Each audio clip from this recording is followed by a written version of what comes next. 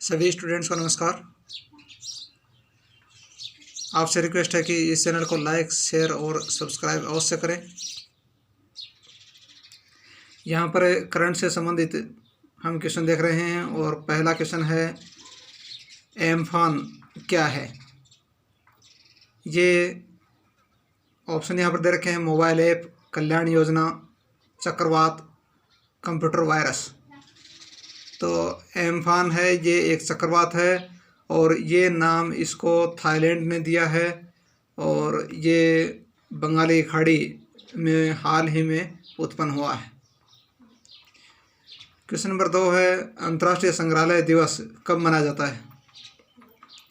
Option दे रखे हैं 1 मई, 11 मई, 21 मई, 18 मई। इस क्वेश्चन का आंसर है 18 मई।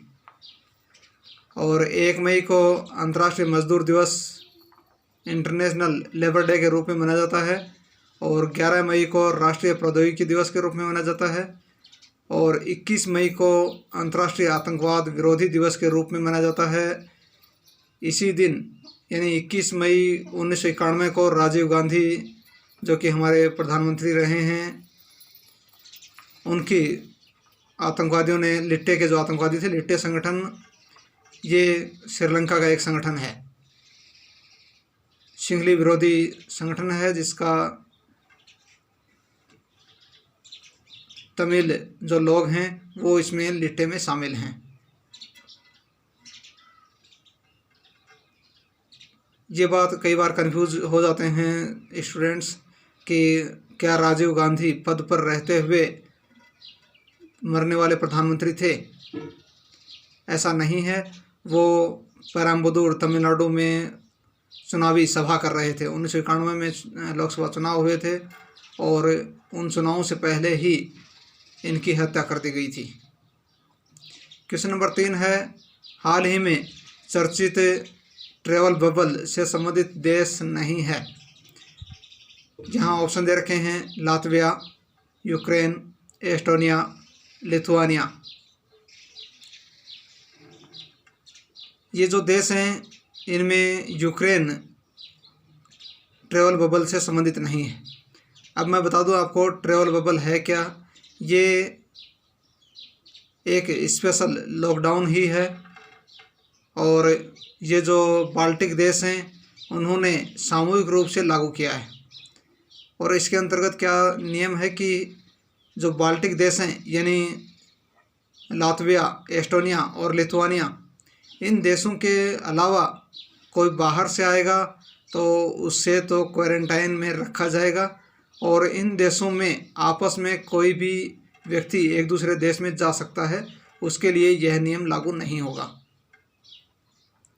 क्वेश्चन नंबर 4 है, एक थोड़ा सा और बता देता हूँ मैं। सबसे पहले जो सोवियत संघ के पक्षधर देश थे, सोवियत संघ में विरोध शुरू हुआ था, वो इन्हीं बाल्टिक देशों में ही शुरू हुआ था और इन्होंने ही सबसे पहले स्वतंत्रता की घोषणा की थी सोवियत संघ से। क्वेश्चन नंबर 4 है इतालियन हाइड्रो इलेक्ट्रिक प्रोजेक्ट का संबंध है। यहाँ ऑप्शन दे रखे हैं असम, अरुणाचल प्रदेश, राजस्थान, गुजरात। इस क्वेश्चन का आंसर होगा अरुणाचल प्रदेश। हो सकता है आपने नाम सुना हो दिबांग घाटी, वहाँ पर ये प्रोजेक्ट लागू किया जाएगा और दिबांग घाटी 2011 की जनगणना के अनुसार सबसे कम जनसंख्या घनत्व वाला जिला है, जो कि अरुणाचल प्रदेश में स्थित है। इस प्रकार से इस क्वेश्चन का आंसर हुआ अरुणाचल प्रदेश। क्वेश्चन नंबर 5 है किस राज्य सरकार ने इंदिरा प्रियदर्शिनी बेबी किट वितरण योजना शुरू की है। यहाँ ऑप्शन दे रखे हैं असम, राजस्थान, महाराष्ट्र, बिहार। इस क्वेश्चन का आंसर होगा राजस्थान।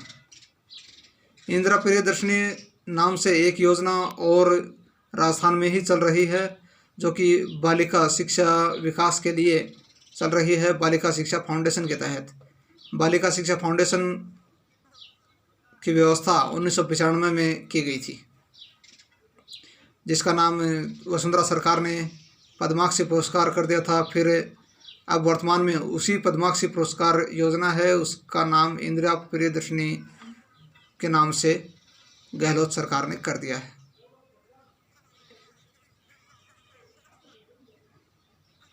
क्वेश्चन नंबर 6 है, जैव ईंधन नीति लागू करने वाला पहला राज्य है। ऑप्शन दे रखे हैं राजस्थान, नागालैंड, सिक्किम, केरल। इस क्वेश्चन का आंसर भी होगा राजस्थान। यहाँ पर ऑप्शन में जो दे रखा है सिक्किम, यह जैविक खेती यानी पूर्ण रूप से जैविक खेती करने वाला पहला राज्य था सिक्किम। और यदि राजस्थान की बात करें तो राजस्थान का डूंगरपुर जिला पूर्ण रूप से जैविक खेती करने वाला पहला जिला था। और जैसा कि मैंने बता दिया है, सिक्किम देश का पहला राज्य था जिसने पूर्ण रूप से जैविक खेती को अपनाया था। क्वेश्चन नंबर 7 है, हाल ही में किस IIT ने MIR ASD कोविड-19 डैशबोर्ड विकसित किया है। यहाँ ऑप्शन दे रखे हैं IIT Gandhinagar, IIT Bombay, IIT Delhi, IIT Roorkee. इस क्वेश्चन का आंसर होगा IIT गांधीनगर। क्वेश्चन नंबर 8 है, हाल ही में MHRD ने किस नाम से NTA का मोबाइल ऐप लॉन्च किया है। यहाँ ऑप्शन दे रखे हैं निगाह ऐप, होप, अभ्यास ऐप, CMAPP ऐप। इस क्वेश्चन का आंसर है अभ्यास ऐप। क्वेश्चन नंबर 9 है, हाल ही में विश्व के सबसे बड़े व सबसे गर्म ढाल ज्वालामुखी की खोज किस देश में की गई है। यहाँ पर ऑप्शन दे रखे हैं जापान, USA, UK, इंडोनेशिया। इस क्वेश्चन का आंसर है USA यानी यूनाइटेड स्टेट्स ऑफ अमेरिका।